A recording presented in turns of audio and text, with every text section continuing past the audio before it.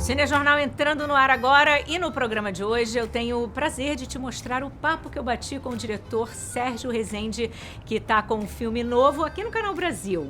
Em Sertão Sertões, o diretor declara todo o seu amor e fascínio pelo sertão brasileiro. Bom, antes a gente falou desse filme, mas também passeamos pela linda carreira que o Sérgio trilhou no cinema brasileiro.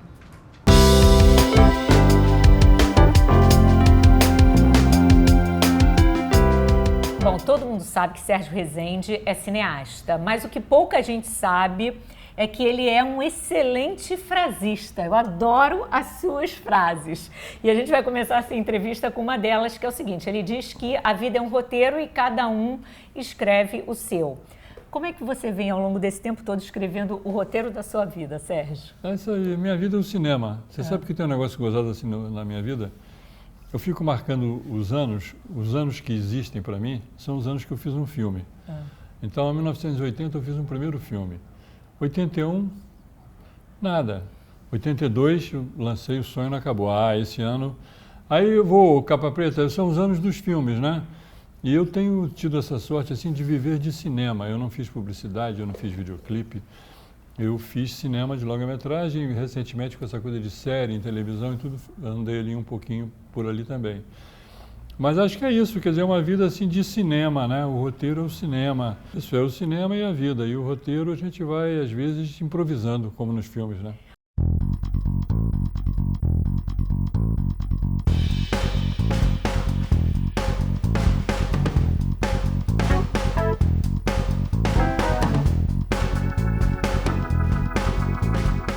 Você falou que você vive de cinema, né? E não só isso, você fez uma família de cinema. Tem muitas essas duplinhas assim, né? Porque a Marisa e o Thiago também está na produção.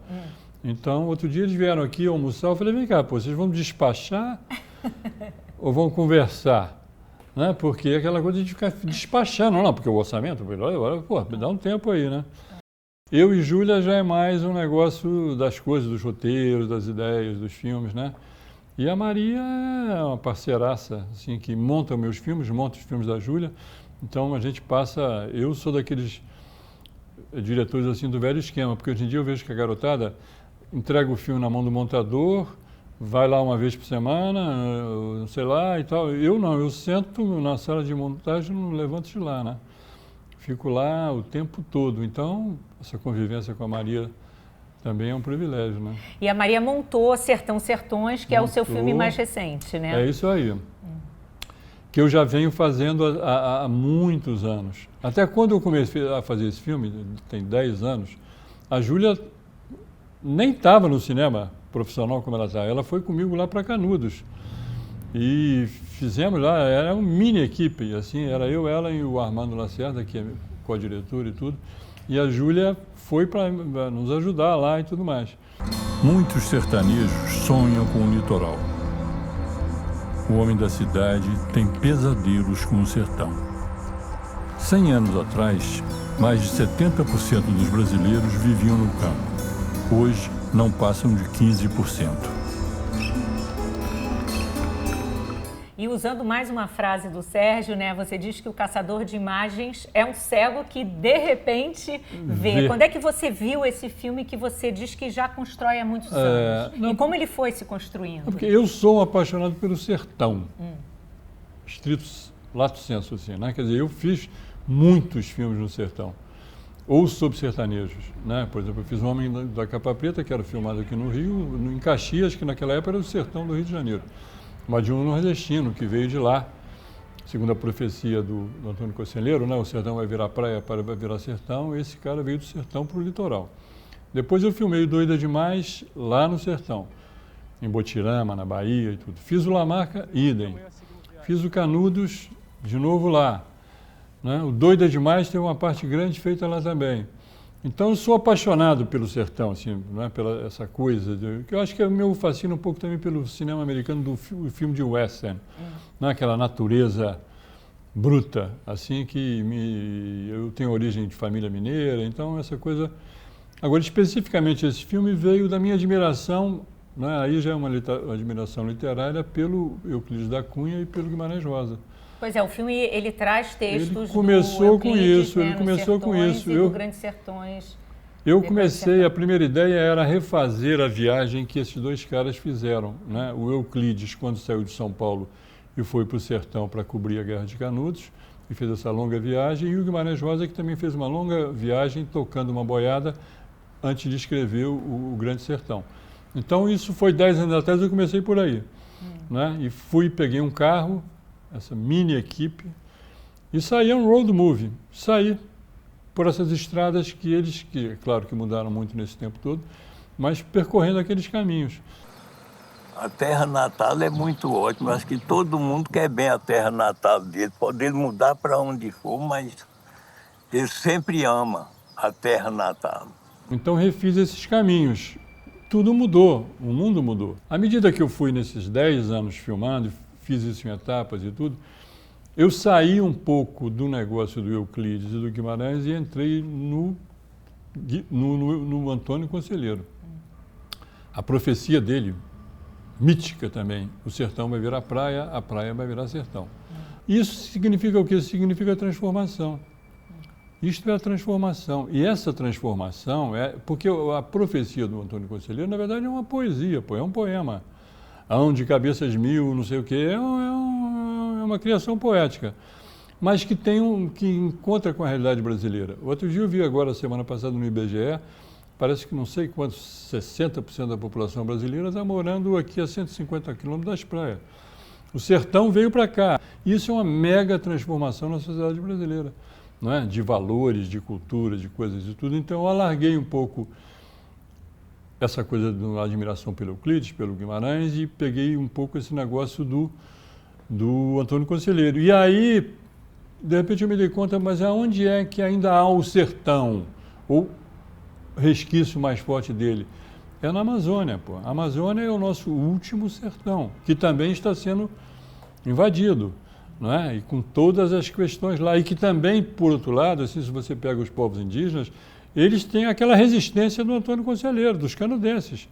A gente quer, não é? Tem esse negócio de confronto, de lutar, de preservar. Nós somos daqui, queremos ficar aqui.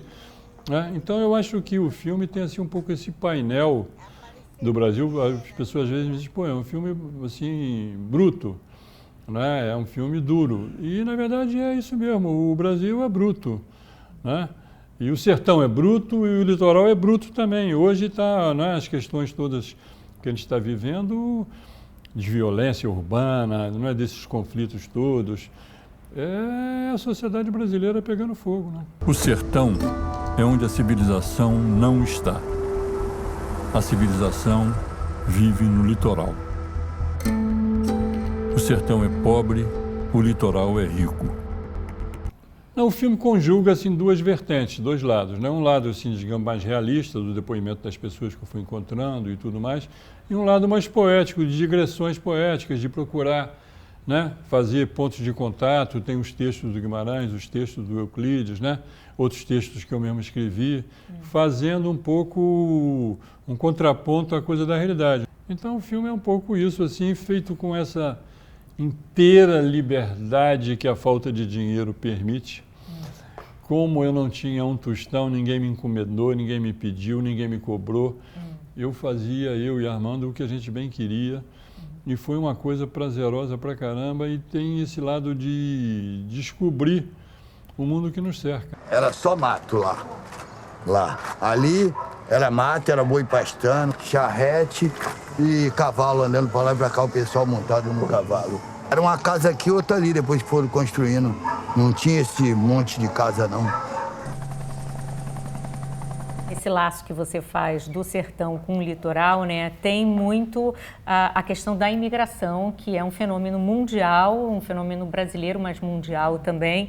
E recentemente eu tive conversando com o José Joffre e ele me contou que vocês têm um projeto sobre migração, né, sobre imigração. Isso aí, os clandestinos. Pô, eu e Zé trabalhamos muito, agora plantamos, agora estamos esperando ver se floresce, se a gente consegue fazer o filme. Mas eu acho que esse é um tema do mundo, né? As pessoas se deslocando na face da terra, pô.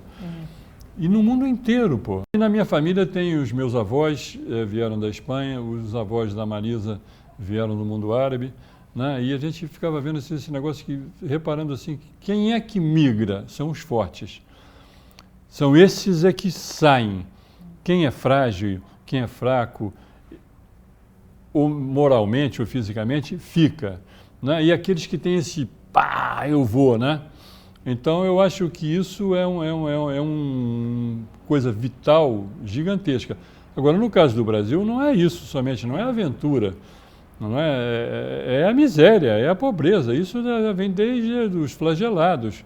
Que, aliás, tem um texto também incrível do Euclides sobre os flagelados na cerca de 1800 e pau, e que você vê aqui na Ipanema é isso, né? As pessoas não estão somente correndo atrás de um sonho, elas estão correndo atrás do pão, né? Da necessidade. Então, acho que, mas tem esse lado, de qualquer maneira, eu acho que é uma coisa formidável do ser humano, sabe? Essa capacidade de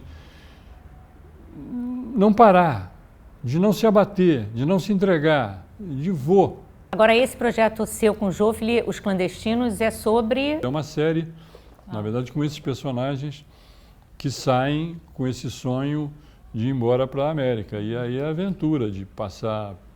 Não tem dinheiro, quer dizer, tem que arranjar dinheiro para poder começar a brincadeira, né? E chegar no México, e cruzar o México, depois cruzar a fronteira, e depois uma grande parte fica pelo caminho, mas outra parte chega. Mas é um tal de progresso. Diz que esse país nosso é o do futuro. Eu espero que seja mesmo, porque para mim eu já estou no fim da picada e não estou vendo futuro nenhum. Agora, lembrando, né, dessa sua parceria com o José Joffre, que a gente mencionou desse projeto, também me faz lembrar de muitas parcerias que você estabeleceu no cinema, né? Por exemplo, com Chico Dias, que fez o primeiro filme da vida dele com você, O Sonho Não Acabou, e depois voltou Em Nome da Lei, e principalmente... Não, mas antes, depois ele fez também O Homem da Capa Preta. O Homem da Capa Preta. Chiquinho. Agora, um que assim, pé de coelho e está basicamente em muitos dos seus filmes é o Paulo Betti, né? Paulo Que Betti. é Doida Demais, Lamarca, Mauá, Zuzu. Zuzu, pô, e ainda o Paciente, que ele fez no México maravilhosamente. Eu tive essa sorte, né? Eu gosto muito daquela coisa, que, assim, por exemplo, do teatro, das companhias de teatro, aquele grupo de pessoas que estão ali e que trabalham juntas, né? E vão encenando as peças. Eu fiz muito isso, assim, em outras proporções no cinema, né? Com a equipe, com o Antônio Luiz, fotógrafo, a gente fez 5 filmes juntos. O Wilker, eu fiz não sei quantos filmes com o Wilker. E o Wilker, até a gente brincava, quando eu acabava de fazer um roteiro, eu mandava para ele, fazer igual o jogador de futebol, escolhe a sua camisa aí, pô. Quer jogar com a 9, com a 8, escolhe aí, pô. E essa integração, né, isso é um negócio tão lindo, tem uma das coisas mais lindas, assim, minha com o Wilker, quando a gente foi fazer Onde Anda Você, e o Wilker sempre agitado, e chegou lá na véspera da filmagem, né? No Ceará, em Fortaleza. Ele me disse assim, e ele fazia um cara que já tinha morrido, né? Era ele e o Juca de Oliveira. E ele dizia, e aí, como é que é, pô? O que eu faço? Eu falei, Wilker, faz o seguinte, cara, interpreta a 20 centímetros do chão. Aí ele falou, não falamos mais nada. E ele fez aquele mandarim, que era o personagem dele, a 20 centímetros, levitando assim, a 20 centímetros. Às vezes quase que encostava no chão, né? A menina lembra muito a Paloma, não lembra? É impressionante.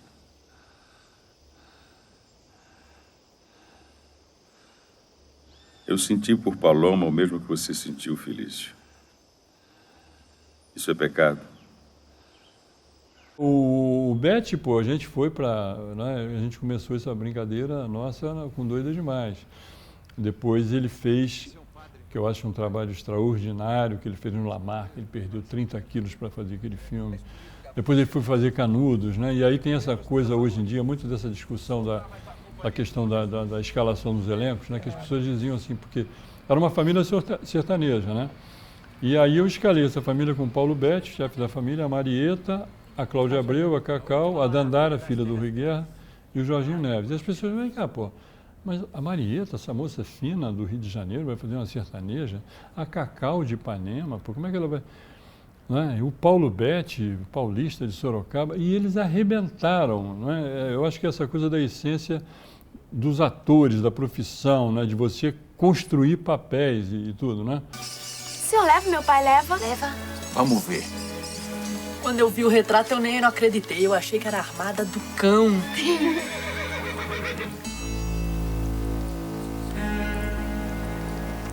Entra pra dentro. Vamos. A Cacau, tem uma admiração por ela tão grande que eu te digo assim, agora eu escrevi um filme para poder de novo trabalhar com a Cláudia Abreu. Agora, inédito, estou indo? Estou aí correndo atrás desses editais e tudo. É um filme que chama-se O Rompimento. E eu escrevi para ela, porque eu escrevi para mim poder outra vez ter esse prazer de trabalhar com a Cacau. E quando ela leu, ela estava morando em Lisboa, e ela leu o roteiro lá e curtiu, falou, estou dentro, falei, ufa, agora vai. Agora, você estava falando do Wilker, né? Nesse filme Sertão Sertões, ele não está, mas você cita ele, uma história dele com a avó dele, isso aí, né? com a mãe dele. Com a mãe dele. Que essas transformações do mundo, né? Porque a mãe dele dizia, ele me contou esse negócio que a mãe dele, ele morava lá no interior do Ceará, e a mãe dizia, fica quieto aí, senão eu te mando para a China. A China era o sertão, era o fim do mundo. E naquela época, de fato, era. Hoje a China, eu tive lá no festival, lá em Xangai, com Salve Geral apresentando lá, eu fiquei chocado com aquela coisa do que é a China, um festival de cinema na China, né?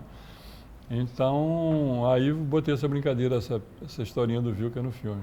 Agora, Sérgio, me fala, para de bater o pé que você está batendo. Desculpa. Às vezes é curiosa a ideia de sertão.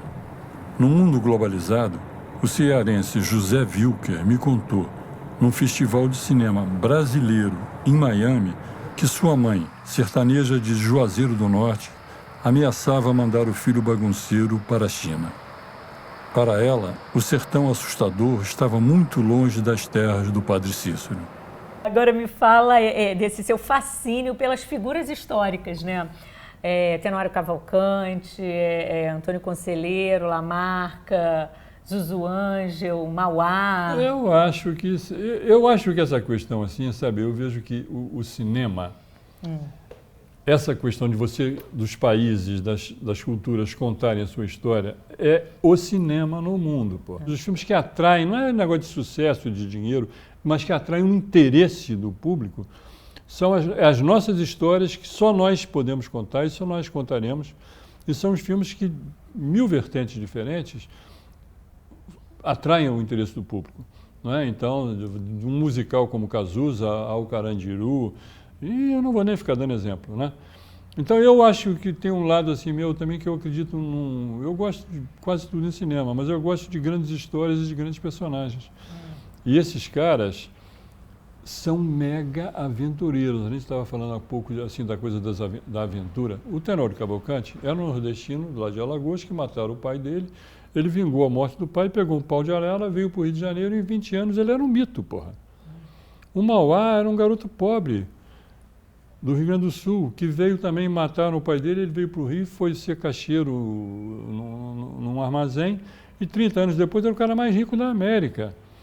O Lamarca era um filho de sapateiro do Morro do Estácio, porra, que entrou para a história do Brasil, porra.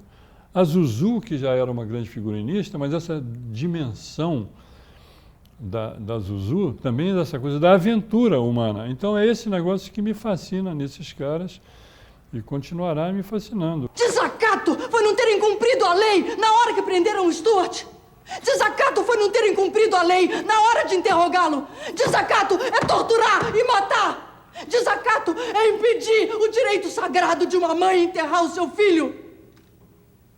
E agora essa farsa, em nome de um Estado de Direito. Sérgio, e nessa condenação que para você é fazer cinema, né? Outra frase dele, queria que você me falasse um pouco desse momento que a gente vive do cinema brasileiro, né? O cinema brasileiro passa por ciclos e é essa fênix que sempre ressurge das cinzas. Eu lembro na nossa última conversa, você falou que para você o filme acontece quando tem a pré-estreia e que ele acontece na tela, na sala de cinema. Queria que você falasse um pouco desse momento que a gente vive, né? Da sala de cinema, do cinema brasileiro, da forma de consumir cinema. Eu acho que nós estamos vivendo um momento assim com muitos aspectos contraditórios, sabe? Eu acho que a atividade audiovisual brasileira está poderosa, mas eu não diria a mesma coisa do cinema brasileiro. Né? Eu acho que há um descompasso nisso, assim, não só na produção como na exibição. Não é? Eu acho que o cinema brasileiro agora está, graças a Deus, sendo retomado, a abertura, não é, de editais, e eu espero que esses editais, não é, reconheçam que um papel importantíssimo do cinema, o cinema que tem esse negócio da arte, indústria, que é entretenimento e deve ser entretenimento, é bom que seja, mas que também tem uma capacidade, uma possibilidade de refletir sobre o país, pô. E eu acho que o setor público, quando vem apoiar o cinema, tem que olhar para isso. Esses temas, né, do momento, então, por exemplo, o etarismo, né? Então, as pessoas preocupadas com isso, que os realizadores já mais experientes estão sendo meio deixados de lado, tudo. Eu acho que isso, eu tenho uma preocupação com isso, mas às vezes me preocupa o avesso disso, que é um infantilismo em certos setores da produção. Sabe, eu vejo que tem uma coisa meio infantil, assim, se você pega os heads da produção do audiovisual brasileiro, é tudo garotada, pô. E como dizia o Romário, pô, chegou agora, já está querendo sentar na janela, pô. Sabe, as pessoas que não têm uma experiência com a coisa do cinema, não é intelectual, não estou falando de ser intelectual, de ser artístico, não estou falando de experiência prática, pô. É como se você assumisse uma padaria sem saber o que é farinha, pô. Né? Então isso é uma outra contradição, assim. Né? E eu acho que tem essa outra definitiva, que aí não é exatamente uma contradição, mas acho que é um negócio que a gente vai ter que ver o que vai rolar, que é a sala de cinema. Eu acho, sabe, Simone, que as pessoas não se dão conta da importância e da beleza e da grandiosidade de uma sala de cinema. Eu acho que as pessoas hoje em dia ficam vendo o cinema no iPad, pô. Ok, para acompanhar a história tá legal, pô, mas você está perdendo uma coisa da experiência. O ritual, né? Não só o ritual, mas a experiência sensorial, pô, do telão, do solzão. A diferença de você ouvir uma música no radinho de pilha ou ir lá no Rock in Rio, pô. Não é? Então eu temo que a gente não fique preguiçoso e que perca essa experiência de ir à sala de cinema, né? Sérgio, agora de projetos mais para frente, tem esse filme que você escreveu para Cláudia Abreu, que chama... O Rompimento. O Rompimento. Tem essa série que você desenvolveu com José Joffre. Tem mais o que pela frente? Tem mais um outro filme que é o avesso, assim, que é... Eu tenho essa outra coisa também, sabe, Simone, que é do grande e do pequeno. Aliás, isso é uma frase do Guerra de Canudos, que o personagem da Marieta é preso lá pelo exército e começam a interrogar ela. E quantos homens tem em Canudos? Quantos não sei o que, isso, aquilo. Aí ela vira-se para casa e diz assim, pô, então querem saber do grande e do pequeno, né? Então eu vejo o seguinte, eu gosto do grande e do pequeno. Eu amei fazer o Canudos, amei fazer o Mauá, como eu adorei fazer o Quase Nada, que eu rodei em 3 semanas com uma equipe de 10 pessoas. Então esse prazer da bricolagem, do faça você mesmo, da equipe reduzida, então eu estou cultivando isso agora também. Escrevi um projeto junto com a outra extraordinária atriz, que é a Denise Weinberg, quem eu já trabalhei muito, é uma grande parceira, e escrevi um filme com 3 personagens que se passam num único cenário, né, num período de coisa bem curto, e estou louco para fazer esse filme também. E chama como? Hein? Como chama? Tem nome já? Por Nossa Causa. Estou em dúvida se é esse o nome. Um filme também sobre essa coisa do fanatismo, né? Das pessoas que não têm mais dúvidas. Ela tem a verdade Certezas delas. absolutas. E por elas são capazes de matar. Pela nossa causa. Então, estou com esse título provisório, mas é um filme bem, assim, banquinho e violão. E o outro é uma orquestra. Maravilha, Sérgio. Prazer sempre conversar com você. Bom demais. Uma delícia saber desses novos projetos de Sertão Sertões, que é uma coprodução também do Canal Brasil, né? Puxa, cara, esse filme eu devo ao Canal Brasil, porque como eu falei, assim, eu fiz esse filme na cara e na coragem. E no final, quando aquele corredor de maratona, que ele entra no estádio, tá vendo a faixa lá, eu falei, não vou conseguir chegar. Já fui tropeçando, eu não aguento, eu não vou chegar, pô. E aí o Canal Brasil veio e me deu um apoio para a gente finalizar o filme. E eu acho que o Canal Brasil, sem cabotinismo nenhuma coisa, acho que a gente estava falando assim, da cultura brasileira, do cinema brasileiro, fundamental. Né? E eu estou me beneficiando dessa coisa maravilhosa. William, estamos juntos. Obrigada, Sérgio. Obrigado a você. Quando não puder comprar, arrenda. Quando não puder arrendar, peça. Mas não invadir o alheio. Que todos nós que invadem o alheio está errado. Então, anota aí, Sertão Sertões estreia hoje às 8 horas aqui no Canal Brasil. Tempo esgotado para esse cinejornal. Amanhã a gente se encontra de novo aqui no Canal Brasil. Um beijo e até lá. Olha aí os bem-te-vis do Canal Brasil em seu habitat natural. Peraí, o narrador chamou a gente de bem-te-vi? Tô ligado, é porque os humanos acham que o som que a gente faz é bem-te-vi. Isso não faz o menor sentido. Eles não sabem que o que a gente fala é... Imagina o dia que eles descobrirem que a gente tá o tempo todo falando...